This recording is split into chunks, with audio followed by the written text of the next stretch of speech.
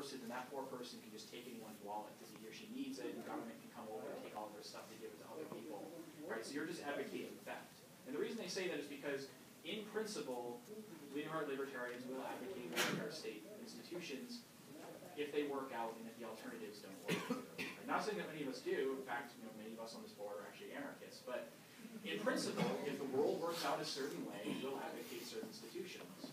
So does that mean we're advocating that? I don't think so. I think you need to realize where social justice comes from. Right? I know if you're talking on campus to other people, they're going to use it in a wishy-washy way. But let's use it the way the philosophers use it. What philosophers mean by social justice is the idea that the institutions of society that are coercively enforced, that require other people to live by, should work sufficiently to everybody's benefit, or otherwise it's not reasonable to demand that they play along with those institutions. The way of thinking about this is, I bet no one in here thinks markets really suck, right? Does anyone here think markets fail all the time, they make people poor, but whatever, freedom anyways? You're probably the kinds of people who think markets work a lot better than people give them credit for. Suppose you were wrong. Suppose it turned out the alternate. Suppose it turned out that markets work exactly the way Marx has said. Would you still advocate libertarian institutions? I wouldn't. Right? If markets worked exactly the way Marx has said, I'd say, look, there's a cost to losing the markets, but nevertheless, they make people miserable, they make people poor, they're awful. I wouldn't advocate them anymore. My view is that the economic justification that people give for markets is not just a happy little coincidence, a little side thing, but it actually matters when it comes to justifying the institutions. And so why? Why think that? Well, the reason is because property rights are coercive. Locke and others realize this. Nozick realizes this. Most philosophers on the libertarian movement realize this. Property rights are coercive.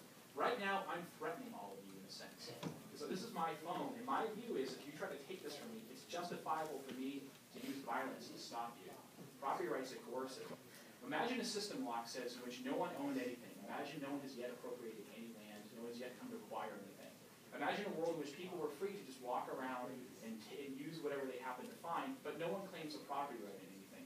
How can we justify going from that to a system in which we divide stuff up? Locke might put it like this way. He might say, let's say you're the first person to appropriate a plot of land. This will be my plot of land I've appropriated. He might be saying something like this. Hey, everybody, you know how a week ago you were all free to walk across this field? Well, you know how you used to be able to eat any berries you happen to find there? Well, not anymore. I now regard this field as mine.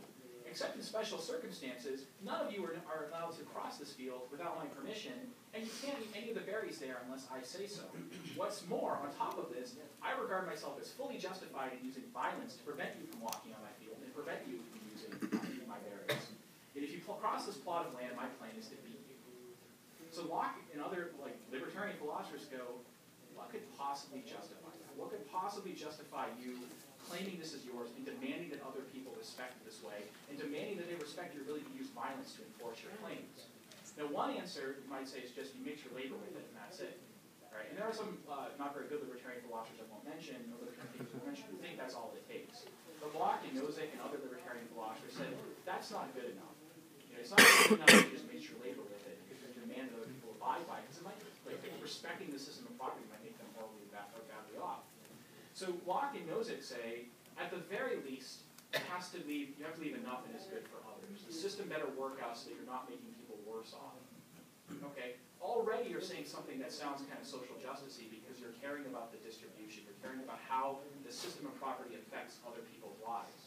So the difference between me and Nozick really comes down to having a more stringent view about what it takes to justify property rights institutions. My view is that the system of property has to be sufficiently to everyone's benefit. Any reasonable person subject to those institutions under normal circumstances without any massive bad luck should benefit from them. It should make for good lives. And as a matter of fact, I think these institutions achieve that. So the book I wrote with David Schmitz and some of the others have been writing is to say that if you care about things like people's capacity to lead a good life, people's capacity to access culture, if you care about people having welfare, then you should care about libertarian and classical liberal institutions. So I think a welfareist justification is a good argument on behalf of libertarian institutions. Many people say things like, well, if you think welfare is important, don't you necessarily have to advocate legal guarantees for everything? If you think that property institutions should make sure that everybody has a good life, don't you think you have to have legal guarantees that they're going to have a decent life? My view is there's a difference between, and you know this already, there's a difference between a legal guarantee in the sense of a firm declaration by the government that it's going to achieve an end versus such as when Bush guaranteed no child will be left behind, right? Or when the Soviet Constitution of 1936 guaranteed that people would have free speech, versus a real guarantee, which means rendering something inevitable, such as when an economist might say that if you quadruple the minimum wage, you're going to guarantee rising unemployment. So my view is legal guarantees are only good only if they work, and only if they're better than the alternatives. So what makes me a bleeding heart libertarian is I think people have a wide range of economic liberty that they're owed as a matter of respect. At the same time, I think institutions, the basic institutions of society, including property rights, need to be justifiable to all people, and that requires that it benefits them sufficiently. And I think when you add in the empirical stuff about how the world actually works, what you get is some sort of classical liberal regime. Thank you.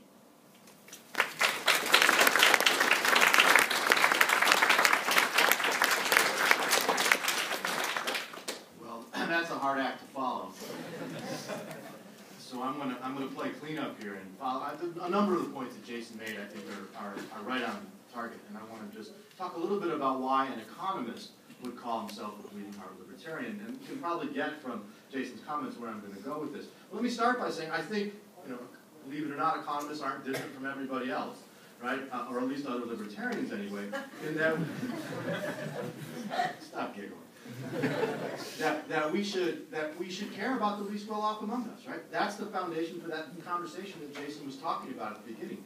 If we want to persuade people, particularly on college campuses, particularly where people are left of center, we have to start with that assumption, and we have to break that cartoon version of libertarianism as quickly as we can. And we can't just break it by changing our rhetoric, though that's important. It has to be addressed at the very foundation of how we understand libertarianism. And so what I would argue, as Jason did, is that what ultimately justifies libertarian institutions is that they work to the benefit of all, particularly the least well off. I also think that, in fact, when we look empirically, that economics shows that free markets do exactly that. That the freer markets are, the better off they serve the interests of the least well off. We can look at all kinds of data, and some of you know stuff that I've been writing recently.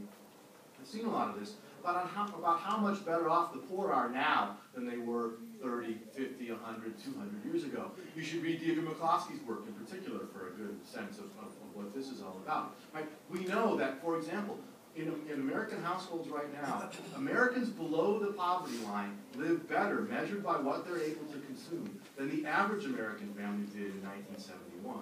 Right? And before you sort of jump to the conclusion, well, that's all about transfer payments, it's not. Okay? We have good reason to think that those don't work very well, and we have lots of reasons to think, in fact, that those benefits to poorer Americans have come from the innovation of markets. Again, even in a corporatist world like we live in, right? Markets still, the invisible hand, though palsied, still works pretty well. Okay? And we also know, looking backwards, right? If we go back 100, 200 years, we can see those benefits of markets happening in a bigger scale. We eat better. The average dinner of the average poor American eats better than many kings did throughout human history. And again, this is the market at work. And so when we sort of talk about how markets work, when we talk about why markets are good, we should always be talking in those kind of terms. And to emphasize something Jason said, we should not be talking about what markets do for business, right? It's that difference between pro-market and pro-business is crucial, and we have to keep making it all the time. We have to keep hammering away at the way in which crony capitalism benefits the well-to-do and those with access to political power. I think another point Jason made I would emphasize is this whole argument that when we think about sort of limiting the power of corporations, that we're somehow going to do that by more government. Aren't these the very folks who are telling us, right, how corrupt government is by corporations, and somehow having more government is going to solve that problem?